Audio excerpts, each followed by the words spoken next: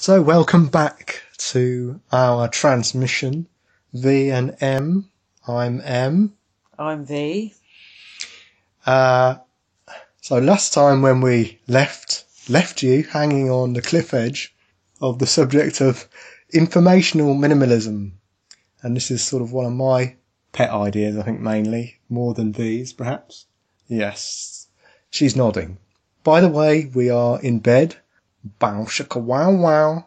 And just thought I'd let you know that. We're not naked though. We're going to continue with informational minimalism.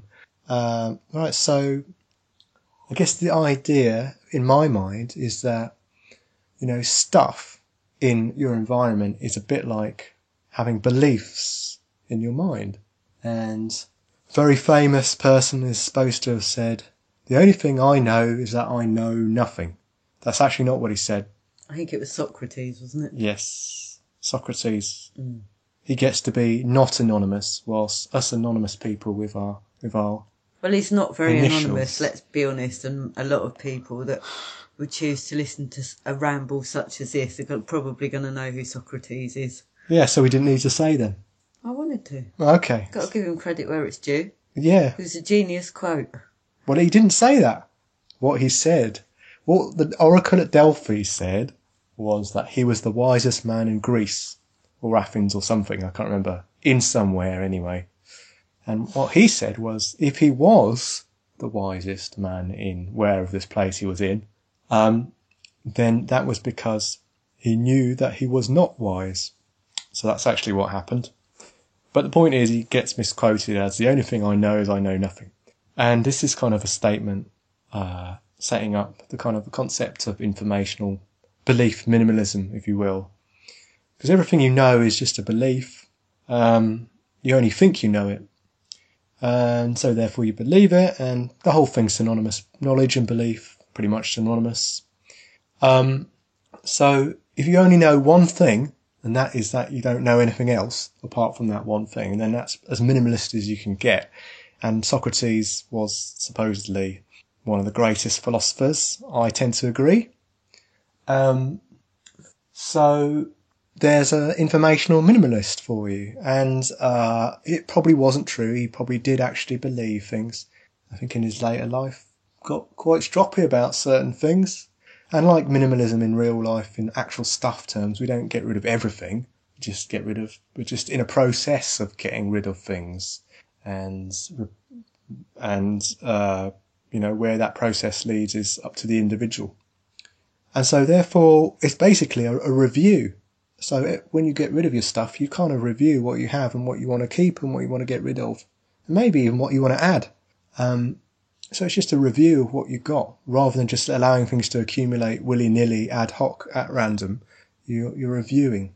And so what that kind of means to me is that informational minimalism is simply kind of a review of your beliefs, of the things that you think are true. And it's probably a healthy exercise for everyone to go through this. And so that's what I mean by informational minimalism. The other way you can take it, of course, is that, we're living in an age full of information. Perhaps actually there's too much information, or rather too much rubbish information. This recording being one of these. But no, of course not. We're geniuses. I'm going to stop talking now and let V talk. Thank you. So, yeah, I don't really like to cut out information like M appears to. I think it's been my natural inclination all the way through very much my adult life, especially on things of a philosophical or spiritual nature, to want to be a bit of a magpie about it and collect and kind of gather as much information as I can. And the way that I would see the role of minimalism in that is, I feel that if I have a lot of stuff, I can then look at it and go, okay, that's out, that's out, that's out. And that's how it works for me when it comes to information. I don't mind taking it in to begin with. In fact, stuff that really has not resonated one bit with me just doesn't stay in there anyway. It just falls out. And so I am left with kind of more of a minimalistic, amount of information in my head, because unlike M, who seems to only have to hear something or see something once and it's in the brain and he's remembered it and it troubles him, with me, I'm afraid interest plays a large part in it. I can watch something or read something or find something out, but if it's not, really on a level with me as a person, it just doesn't stay there, and that's that. I've forgotten it about 10 minutes later. So I guess I come about informational minimalism kind of in a different way, which is interesting. What do you think? So it sounds like what you're saying is that you collect in order to discard. Yeah, that's how it works for me. Yes. What about the other side of it in terms of reviewing one's beliefs? I think I'm constantly doing that all the way through my life. Like I said, I've been interested in things of a spiritual and a philosophical, historical, you name it. If it's a mystery, I'll entertain it. And I think, really, when I think back at, my life, it's definitely been an evolution. It's been an evolutionary process. Things that I believe now, I wouldn't have thought about 10, 20 years ago. So that's how I've evolved. There was a time when the sort of earth-based religion would have been very much my thing. And now, even though I have a lot of respect for it, I wouldn't say that it's the be-all and end-all for me now. It served a purpose. It's almost a bit callous, maybe. I think that what happens is things serve a purpose. They're stepping stones to a higher level of, spirituality. And that's how it works for me. And I've studied all sorts of things, trust me. So, Well, the chaos magicians say that belief is a tool, don't they? yeah. And it definitely does feel like that for me. Definitely. So, how would you say that you have grown over the last 10 years? God, that's difficult. Maybe grown isn't really the right terminology. Maybe matured. Maybe there's less need for, kind of spiritual tools or, some of the more surface level ritual stuff that I used to do. Maybe as I'm going on is starting to feel slightly less necessary. It's more inward, if you know what I mean now. In the last few months or so, I've really reconsidered what I think about meditation, and somehow it's like I've definitely progressed in that way. That's been very useful, and the job that I've done for a long time has really influenced how I feel about things. So when I was like 20, the sort of things that would have interested me were Wicca, off the back of being a 90s child. It would have been psychic ability. It probably would have been something like Feng Shui, all the sort of popular stuff, the chakras, stuff like that. But now, I'm not saying that stuff isn't relevant, because I'm sure in some respects it most definitely is still, but it seems to be more kind of introspective, just listening to myself a bit more, if that makes sense. Yeah, well, I know it makes sense. I mean, all these things that you mentioned that you were interested in previously are, I guess you could say, truths that you could find out there and follow. Yeah, it feels like... Whereas it seems like what you're saying now is that maybe those truths are not really necessary, and really you're just more like looking for the truth within yourself more. Is that right? Yeah, I don't really know how to explain it. I mean, I think it's just part of my life. I had to start somewhere, so I started with that. And a good starting point it was too. And some of the principal, the core things that I picked up along the way have probably conditioned how I am now. And so it goes on. Do you know what I mean? And, but I think, if I'm to be honest, and I don't want to offend anyone when I say this, but it's about maturity.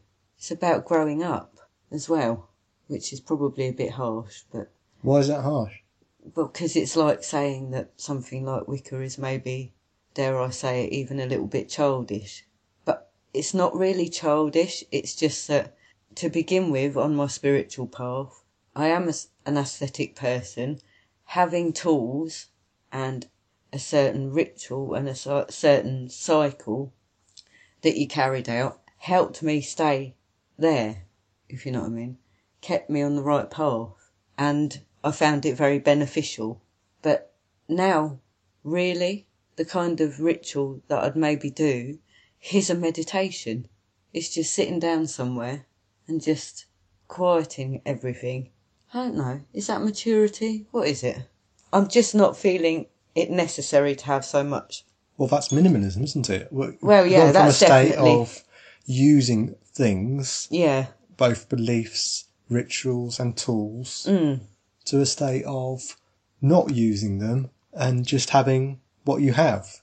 Yeah, like, that's definitely... The emptiness kind of thing. Yeah, it's definitely...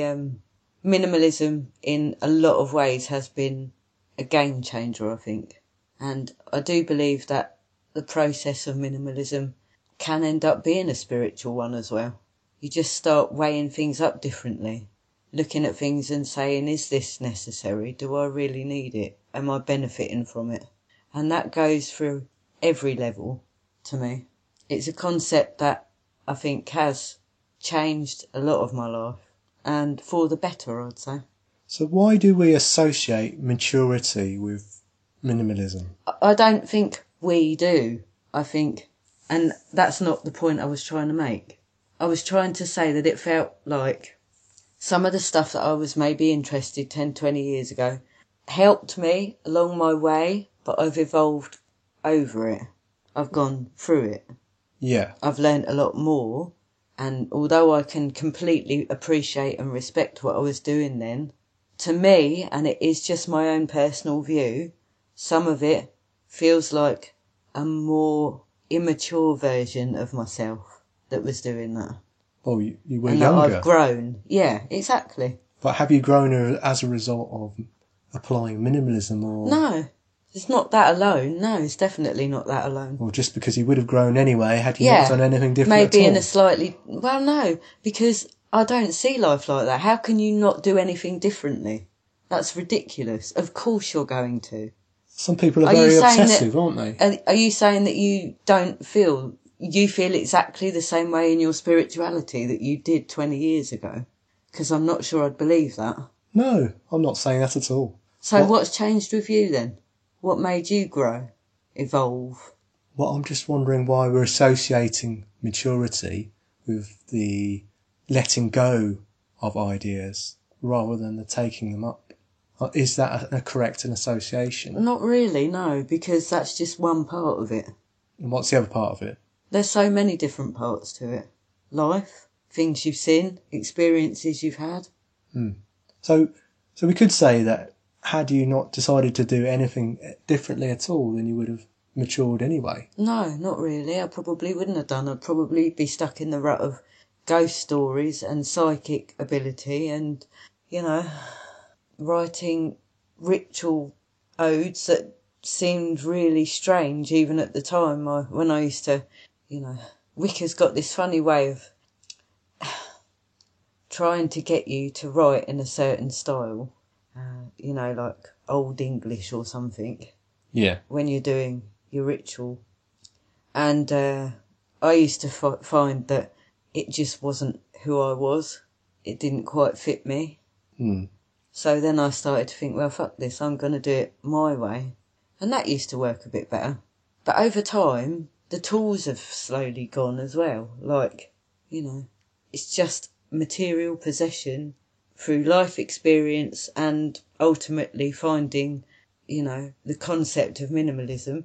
But life experience too, because, since I sort of was in the days when I was sort of more into Wicca, I've watched, grandparents and family members die and leave all their stuff behind, and then an argument ensues over who's getting what, and, you know, all this business, and the same in the job that I had, and then moving so many times, and having kids, and so many different things that have brought me to that point.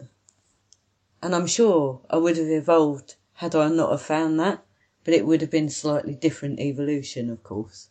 So I think I've got a different story. V was just asking me how I'd changed. My story is, I think, one of not really minimalism. I didn't have hardly anything to start with. I guess I've been building up. What are we talking about here? Material stuff? No, in terms of beliefs and spirituality.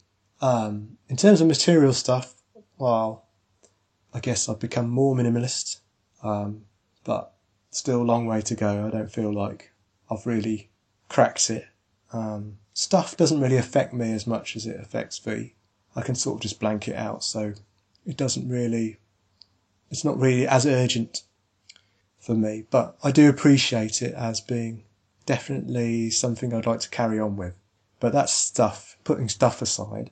And that's taken into account that when I first mentioned such a concept, M drew away from it somewhat and wasn't that keen on it.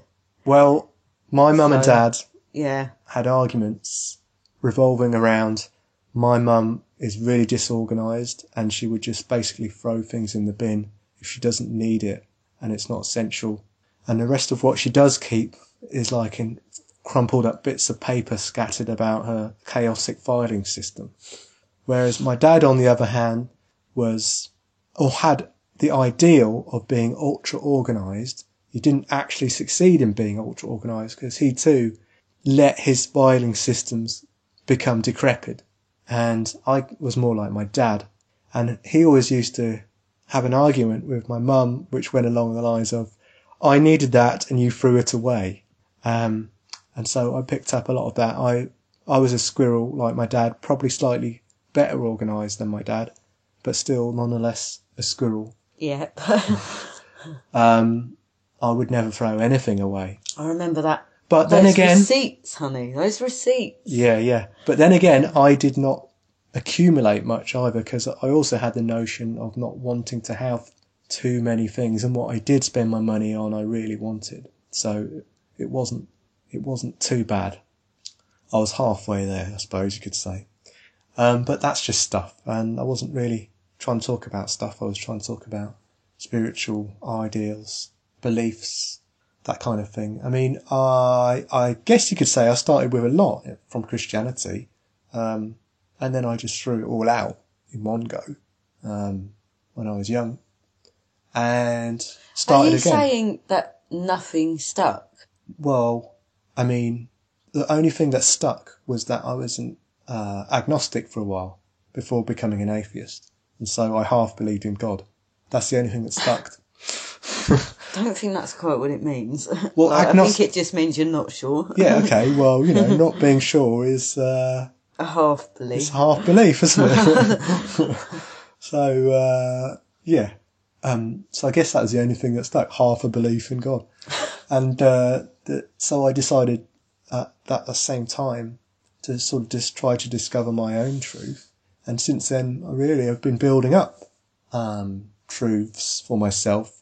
I did a lot of poetry, which helped me to sort of extract from my mind ideas that I felt were important without getting too far bogged down in the detail, which is one of the nice things about poetry, I find. And I still do it. But I came across meditation when I went to university. And since that point, I've been meditating. And it was Zen meditation. And the nice thing about Zen meditation is it's pretty devoid of stuff, It literally You can't get more void of stuff than Zen, probably. Literally, it's just sitting right and breathing right. And looking at the wall sometimes. Well, I You're mean, getting whacked with something, by the way. no, I didn't require looking at walls or getting whacked. Sitting and breathing was far too much of a challenge. And so, yeah, and I learned other ways to meditate from New Age, pagan, shamanism, which basically, in a nutshell, is just what I now call dreaming whilst awake. And then I wondered whether there'd be any more other ways to meditate, and then I started to create other ways to meditate, and now I've got quite a lot of ways to meditate. And I think, to me now, the meditations that I do, to me, represent like different exercise that an athlete would do to exercise different parts of their body. They do different exercises, and so the same is true with me with meditation now. And so I have different meditations, and it's quite nice. I like the diversity, but I can appreciate the minimalist aspect of it as well, in the sense that at the centre of it all is a very empty, peaceful nirvana, and that's nice to go to as well sometimes. But so yeah, I guess you could say I've been accumulating my own. A lot of it is my own creations. It's like I'm an artist and I've been making art, and it's been piling up in the corner of my studio. And this, I suppose, this recording is another example of that. And so, yeah, I feel like I've been accumulating rather than getting rid of, because I got rid of everything in the first place anyway, spiritually speaking. So, I think we've said everything we wanted to say about information minimalism, or just minimalism. I don't know, I guess it's just the extension of minimalism into more than just the physical domain, which makes sense, since, why not? Seems like a natural progression to me. I think when you consider where minimalism comes from, it probably does come from this ideology of emptiness being the centre of everything. And so you'd expect it to, because in the West we pick up the materialistic aspects of minimalism and then later on realise the spiritual aspect. No, see, it was almost at the same time. I could see the kind of spiritual benefit. Obviously it does start out with material, but the whole process even of getting rid of the material stuff to me felt quite spiritual, if that makes sense. So the spiritual aspect has always been there, I think, with that. Yeah. So, I think you're right, though. In the West, we do kind of. I think it's just very materialistic in society and culture, isn't it? I think it's easier for us to understand. Yes, because that's what our brains are used to being around anyway, isn't it? It's how we work. We base our society on how much we've got.